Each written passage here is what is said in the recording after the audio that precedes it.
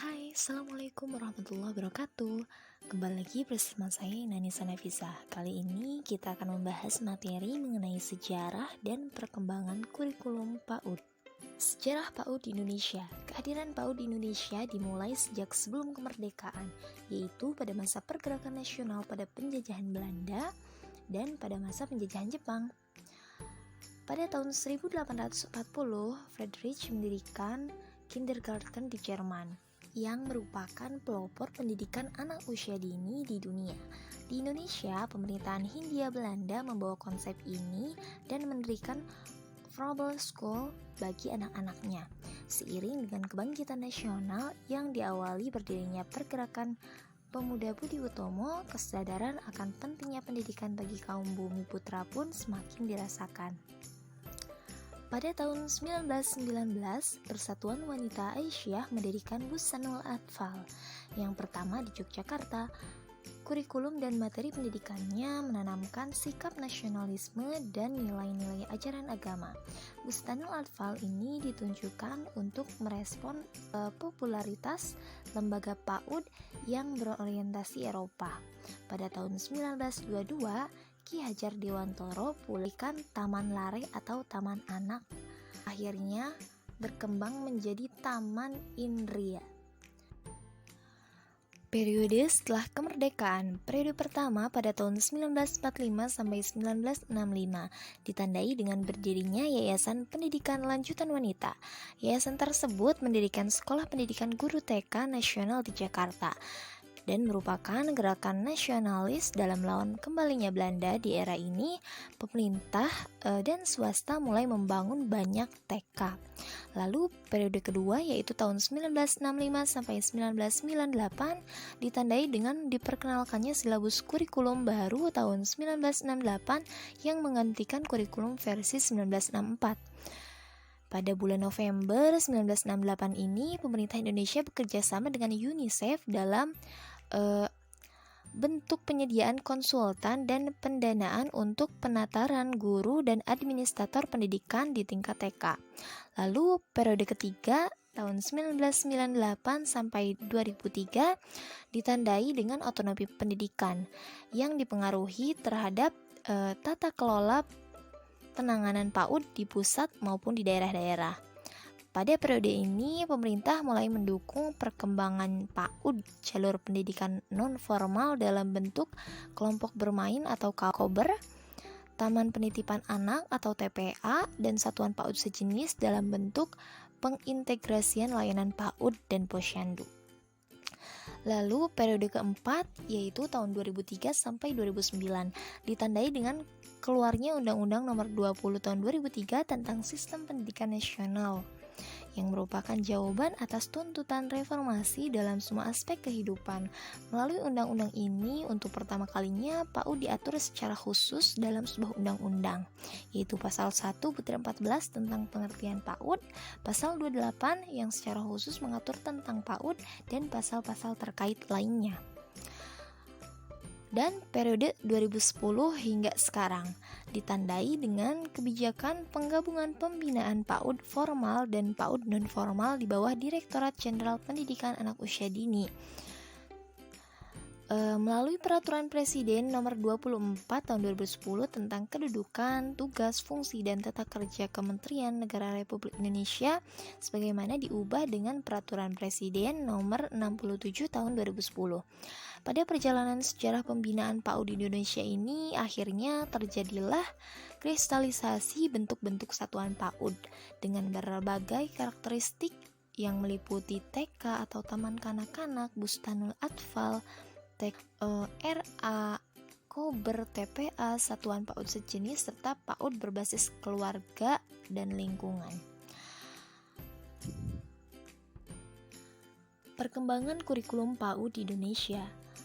Perkembangan kurikulum PAUD di Indonesia memiliki konsep terpenting menuju pembaharuan. Konsep itu adalah salah satu konsep untuk maju melakukan perubahan. Maka dari itu, kurikulum di Indonesia ini selalu mengalami penyempurnaan seiring dengan kebutuhan dan kondisi di masa ketika kurikulum tersebut berlaku. Kurikulum adalah seperangkat rencana dan pengaturan mengenai tujuan, isi, dan bahan pembelajaran serta cara yang digunakan sebagai pedoman penyelenggaraan kegiatan pembelajaran untuk mencapai tujuan pendidikan. Kurikulum dalam dunia PAUD ini dapat diartikan sebagai seperangkat bahan ajar, mencakup tujuan, isi, dan bahan belajar khususnya pada anak usia dini 0-6 tahun untuk mencapai tumbuh kembang secara optimal. Perkembangan kurikulum PAUD di Indonesia ini berawal pada tahun 1964 hingga sekarang. Pada tahun 1964, kurikulum untuk PAUD lebih dikenal dengan rencana pendidikan yang mana menerapkan sistem pendidikan Pancawardhana, yaitu siswa diarahkan pada perkembangan menjadi manusia Pancasila yang bertanggung jawab sehingga terselenggaranya masyarakat yang adil dan makmur.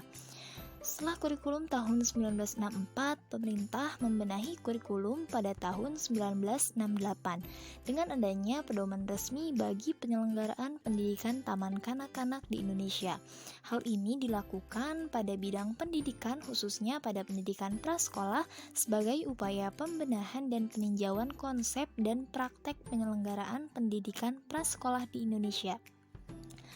Selanjutnya, 8 tahun kemudian, tepatnya pada tahun 1976, melalui keputusan Mendikbud nomor 054 tahun 77, pasal 6 menjelaskan bahwasannya pendidikan agama pada pendidikan di taman kanak-kanak diintegrasikan ke dalam bidang pengembangan pendidikan moral Pancasila. Bahasa daerah dijadikan sebagai bahasa pengantar dan persiapan membaca, menulis, dan berhitung untuk persiapan anak masuk sekolah dasar pada pendidikan skolastik.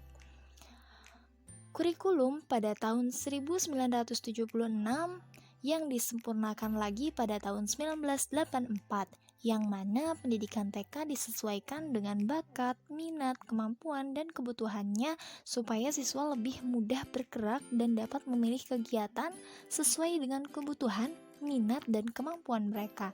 Sehingga pada tahun 1984 ini pembelajaran lebih menekankan pada aktivitas yang berorientasi pada cara belajar siswa yang aktif atau CBSA.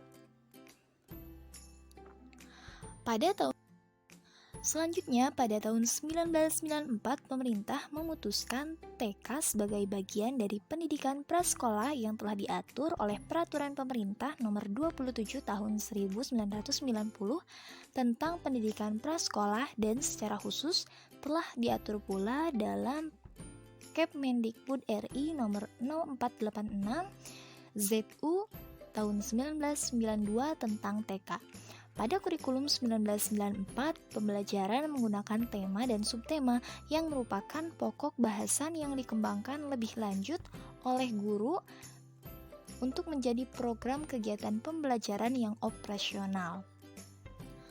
Lalu, perbedaan yang paling mencolok pada kurikulum tahun 1994 dengan kurikulum 2004, yakni pada cara bagaimana anak belajar di kelas. Pada kurikulum tahun 1994 menggunakan sistem caturwulan, sedangkan kurikulum tahun 2004 menggunakan sistem semester. Para siswa dituntut aktif mengembangkan semua aspek perkembangan anak secara optimal. Pada dasarnya, guru tidak hanya bertindak sebagai fasilitator, namun juga sebagai motivator dalam pembelajaran. Dalam kegiatan di kelas, anak bukan lagi sebagai pendengar, akan tetapi aktif berinteraksi dengan guru. Lalu pada tahun 2010, pemerintah menerbitkan Standar Nasional PAUD Nomor 58 Tahun 2010. Pengembangan kurikulum pada tahun ini dikenal dengan kurikulum tingkat satuan pendidikan atau KTSP yang lebih mengacu pada Standar Nasional Pendidikan. Standar Nasional PAUD merupakan hasil kajian yang dilakukan terhadap Standar Kompetensi TK atau RA tahun 2004. Standar ini ditunjukkan untuk seluruh anak usia dini, yaitu dari usia lahir sampai 6 tahun, sehingga kegiatan pengembangan suatu aspek dilakukan secara terpadu dengan menggunakan pendekatan tematik. Adanya perubahan kurikulum tidak hanya berubah secara label saja, namun juga diiringi dengan perbaikan sistem pendidikan PAUD khususnya, agar anak usia dini dapat mencapai perkembangannya secara optimal. Sekian pemaparan dari saya, dan terima kasih.